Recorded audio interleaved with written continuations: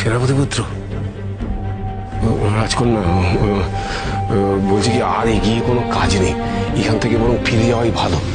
আমার কিন্তু জায়গাটা বিশেষ সুবিধে ঠেকছে না। না বুদ্ধিরাম, তা হয় না। আমরা এত দূর যখন এসেছি তখন এর শেষ দিকে ছাড়বো। তাহলে এখন কি করবি ভূমি? আমার মনে হয় আমাদের এখন কয়েক পা এগিয়ে দেখা উচিত। তার কারণ ওপর থেকে এই দ্বীপের যে চিত্র আমরা দেখেছিলাম তা তো সম্পূর্ণ বদলে গেল। এই ব্যাপারটা আমার ঠিক ঠিক লাগছে না। হ্যাঁ অগ্নি, আমারও তাই মনে হয়। আমাদের একটু এগিয়ে দেখা দরকার।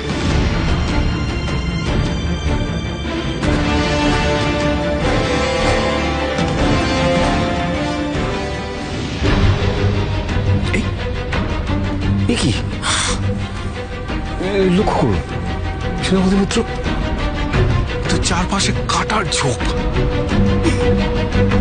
এসব কি হচ্ছে সেনাপতি পুত্র? ভূমি, এবার কিন্তু আমারও খুব অস্বাভাবিক লাগছে। আমাদের কিন্তু খুব সাবধানে পা ফেলে এগোতে হবে। এই কাটার ঝোপে কিন্তু আমাদের বিপদ হতে পারে। আমি আবারও বলছি রাজকন্যা, সেনাপতি পুত্র, আমাদের কিন্তু এগিয়ে যাওয়াটা একেবারেই ঠিক হচ্ছে না। না বুদ্ধিরাম, আমার মন বলছে এ কোনো মায়া কুহক নয়, আমাদের ভয়কে জয় করার আর এক পরীক্ষা মাত্র। ভাগ্যের জয় পৌঁছতে হলে আমাদের এই পরীক্ষাতে উত্তীর্ণ হতেই হবে। চলো।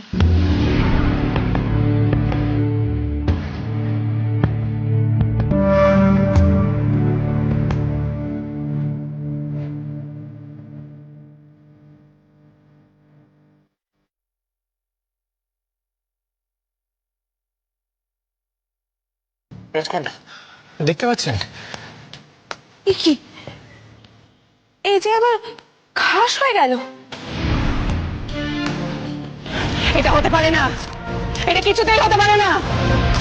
পুতলি আর ভূমি বারবার আমার চোখে ধুলো দিয়ে এভাবে পালিয়ে যেতে পারে না।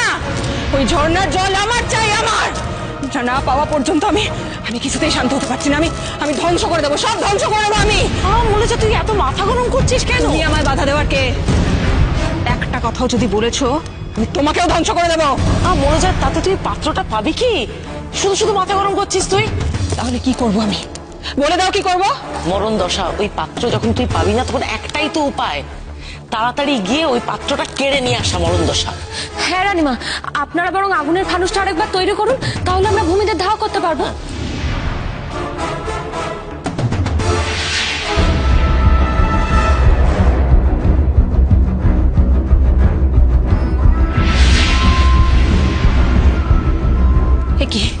কিছুই তো হচ্ছে না। মরণ দশা, চাঁদে এসে আমাদের শক্তির কাজ করছে না। সর্বনাশ মহারানী, এবার তাহলে কি হবে? আমরা পৃথিবীতে কি করে ফিরবো? রানীমা, রানীমা দেখুন।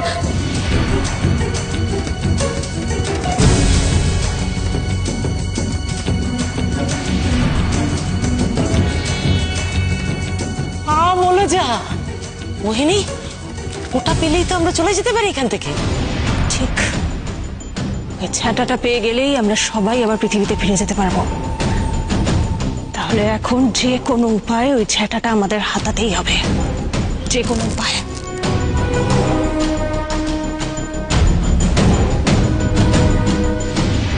তুই কি করে এতটা নিশ্চিন্ত হচ্ছিস যে আমরা ঠিক পথেই যাচ্ছি? জানি না রে হৈমি, তবে আমার মনে হচ্ছে আমাদের এই পথ দিয়ে এগিয়ে যেতে হবে। সেনাপতি পুত্র, রাজকন্যা আর এক পা এগোবেন না। ওই দেখুন,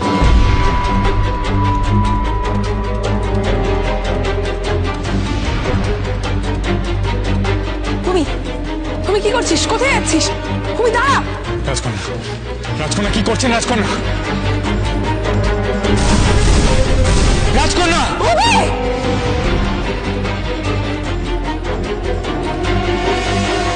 রাজকন্যা।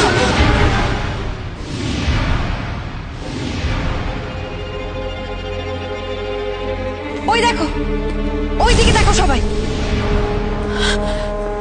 ভূমি, এসবের মানে কি? তোকে বলেছিলাম না হৈমি, এগুলো আমাদের সব পরীক্ষা, আমাদের ভাগ্যের ঝর্ণায় পৌঁছানোর পরীক্ষা। সব মায়া এগুলো। ভয়কে জয় করতে হলে আমাদের এই সব কিছু হাসিল করতে হবে, আচার্যদেব বলেছিলেন। চলো। কি কাণ্ড! এ তো সামনে বিশাল বড় খাদ। এই রাজকন্যা, এও কি মায়া নাকি?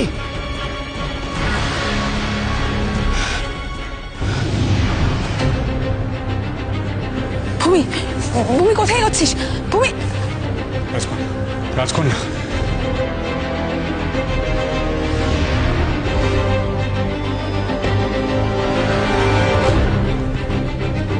হৈমি, বুদ্ধিরাম, অগ্নি, চলে এসো।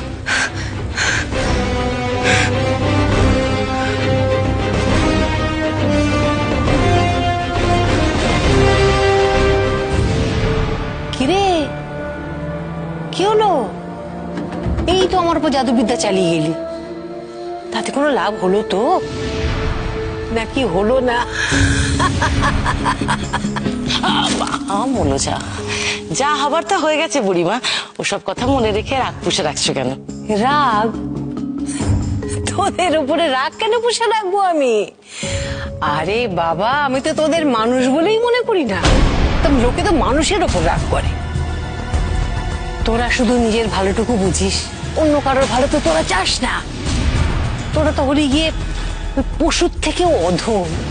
তোদের আবার উপরে রাগ আমি করবো? ওসব কথা আলোচনা করে তো কোনো লাভ নেই বুড়িমা। মরণ দশা আমাদের না ওই ঝাঁটা লাঠিটা খুব দরকার, ওটা লাগবে। পাবি না, কোনোদিনও তোরা ওটা পাবি না। এই বুড়ি, কারোর কাছ থেকে না শুনতে অভ্যস্ত নই। ছেঁটাটা আমার চাই। তাই? এই যে তুই বললি না যে তুই কারোর হুকুম মেনে চলতে অভ্যস্ত নস, তাহলে এবার জেনে রাখ, আমিও কারোর হুকুম মেনে চলি না, আমিও অভ্যস্ত নই। আর আমি কিছুতেই আমার ঝাঁটা তোদের হাতে তুলে দেব না। রানীমা, রানীমা, ওই তো ঝাঁটা, বুড়ির থেকে ওটা কেড়ে নিলেই তো হয়। যাবালি, যা তো ঝাঁটাটা নিয়ে আয় ওখান থেকে। যে আগে মহারানী।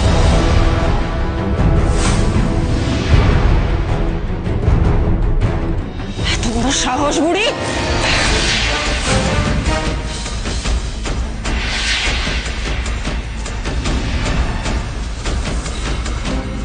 এই হতভাগা শয়তানের দল, তোরা আবার বুড়িমাকে জ্বালাতন করছিস? এইবার তো ঘাড় মটকানো ছাড়া আর কোনো উপায় রইল না রে মামদ। চল তো।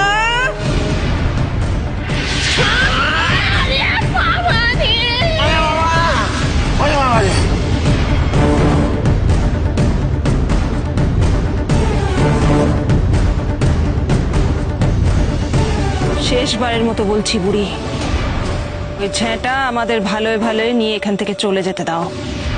সেটা না হলে এই দুটোকে এখানে একেবারে ঝলসে পুড়িয়ে ছাই করে দেব। মহারানী, পেয়ে গেছি। আর সময় নষ্ট না, চলো।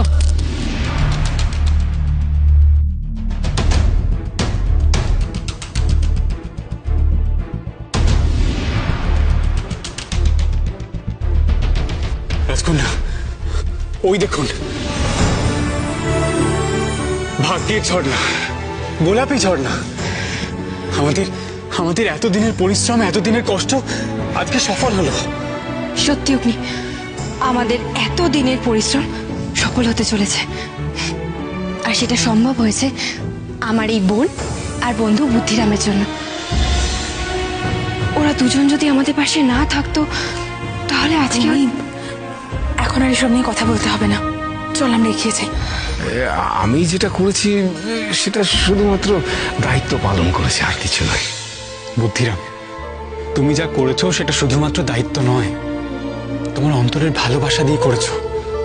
আর এই ভালোবাসার দাম আমার আর রাজকন্যার কাছে সব থেকে বেশি, সব থেকে বেশি। বুদ্ধিরাম,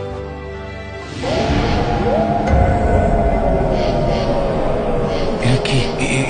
এরা এরা কারা?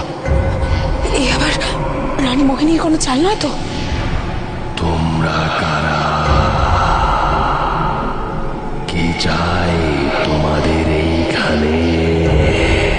আমরা আমরা ভাগ্যের ঝর্ণার জল সংগ্রহ করতে এসেছিলাম। কিন্তু ভাগ্যের ঝর্ণার জল তো ওইভাবে সংগ্রহ করা যায় না। কেন? কেন পারবো না? এই ঝর্ণার জলে মিশে আছে অনেক অতৃপ্ত আত্মা। এই অতৃপ্ত আত্মাদের তৃপ্তি না হলে ওই ঝর্ণার জল তোমরা স্পর্শ করতেই পারবে না। করুন, আত্মারা ক্ষুধার্ত, তৃষ্ণার্ত।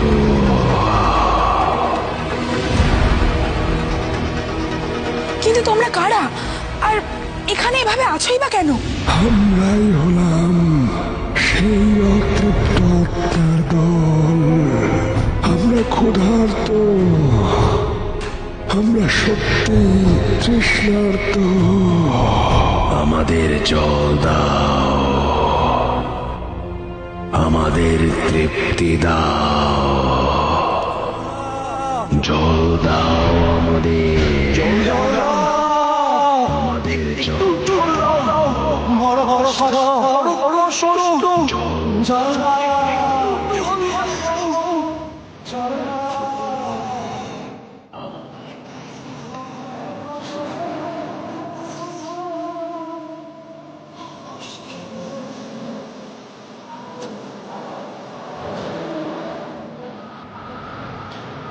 কি হলো শ্রীপতিপুত্র?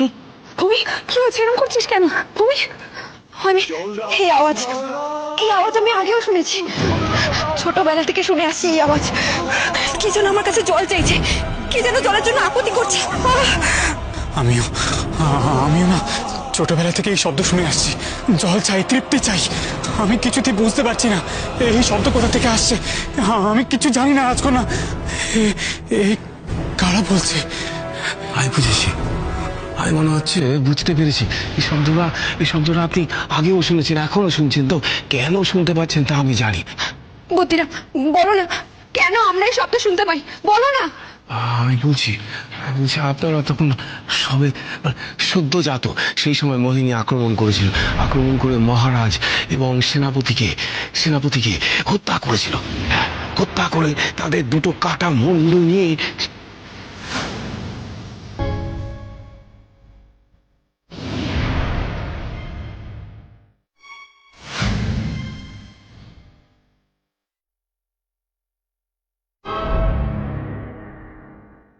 আসলে আপনাদের পিতারা পিণ্ডদান পাননি মৃত্যুর পর, তাই হয়তো তাদের অতৃপ্ত আত্মা এসে কানের কাছে বারবার বলছে জল দাও, কারণ জল না পেলে তো আত্মা তৃপ্ত হবে না।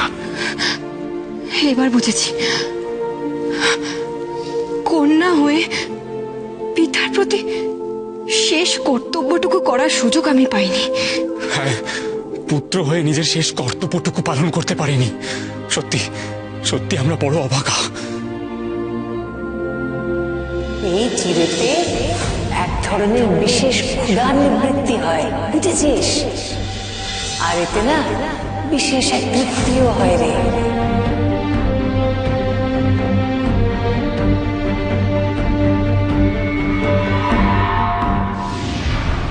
তোমরা এই চিড়েটুকু দয়া করে গ্রহণ করো। আমাদের কাছে দেওয়ার মতো বিশেষ কিছুই নেই। আমরা সত্যি বড় অভাগা। নিজের জন্মদাতা পিতার প্রতি আমরা শেষ কর্তব্যটুকুও পালন করতে পারিনি। তাই এই চিড়েটুকু যদি তোমরা গ্রহণ করো, তাহলে আমাদের মনের ভার একটু হলেও কমবে হয়তো। আর এখানে তো ওই ভাগ্যের ঝর্ণার জল ছাড়া আর কোনো জলই নেই। তাই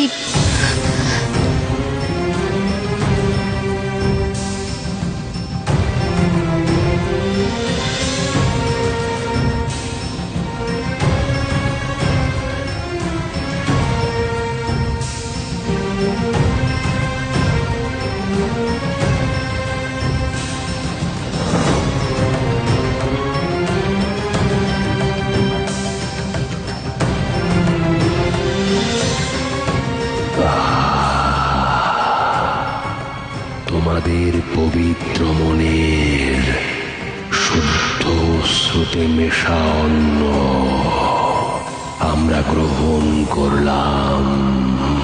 আজ আমরা তৃপ্ত, সত্যি আমরা তৃপ্ত, তৃপ্ত, তৃপ্ত, তৃপ্ত, তৃপ্ত, তৃপ্ত।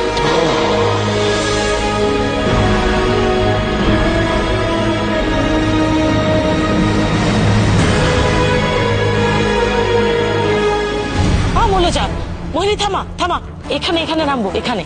কেন? মৌলজা, আমি যা বলছি তাই কর না, এখানে নামবো।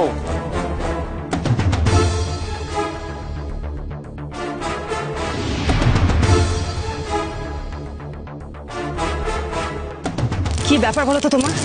কিচ্ছু বুঝতে পারি না। আমরা এখানে এখন কেন নামলাম? মৌলজা, কারণ আছে বলে, কারণ আছে। কিন্তু রানীমা, ভূমিরা যদি এই সুযোগে ভাগ্যের ঝর্ণার জল খেয়ে নেয় তাহলে তো। তুই সব ব্যাপারে তো কথা বলিস কেন রে মরণ দশা? শোন, ভূমিদের খুব কাছাকাছি যা এখন ঠিক হবে না। তাহলে এখন আমরা কি করব? এখানে কেন নামলাম সেটা তো বলো। ভালো করে বুঝে দেখ মোহিনী, মরণ দশা, ওই ঝর্ণার জল পাওয়া তো সহজ জিনিস নয়। ওই ঝর্ণার জল আনতে গিয়ে তোর আরেক দাসের কি হাল হয়েছিল তোর মনে আছে?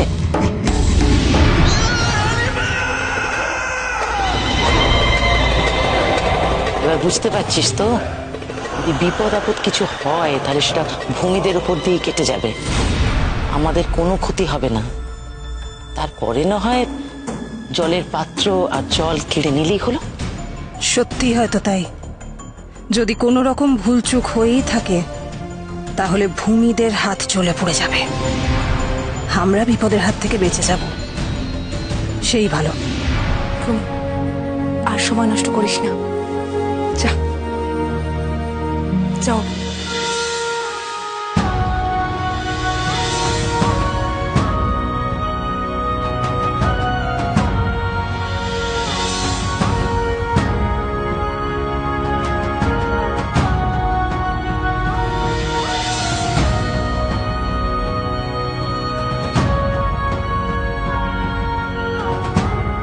এই না বুদ্ধিরাম। না না না না, ওই জল আপনি আগে পান করুন, কারণ আপনার পান করা প্রয়োজন। রূপনগরের দায়িত্ব আপনার উপর রয়েছে, সুতরাং আপনি আগে পান করুন।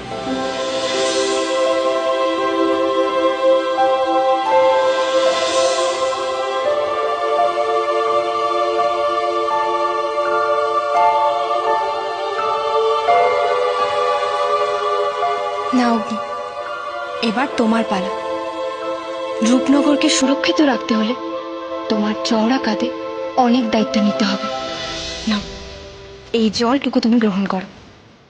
তুমি ঠিকই বলেছ অগ্নি, এবার তুমি এই জল পান করো। রূপনগরের সেনাপতির সমস্ত দায়ভার তো তোমাকে তোমার কাঁধে তুলে নিতে হবে। নাও।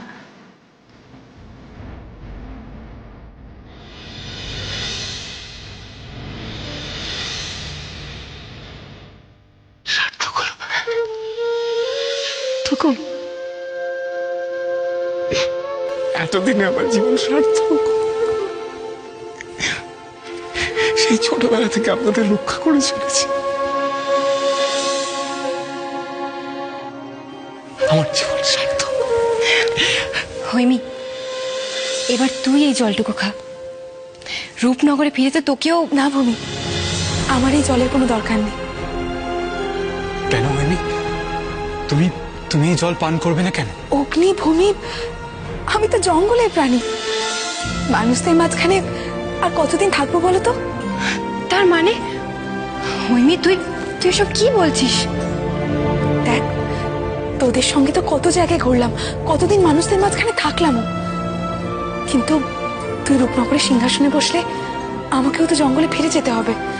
তাই আমি ঠিক করে নিয়েছি, তুই সিংহাসনে বসলে আমিও জঙ্গলে ফিরে যাব।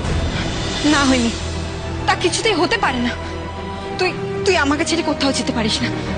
হৈমি, তুই জানিস তো, তোকে ছাড়া আমি একটা মুহূর্ত থাকতে পারি না।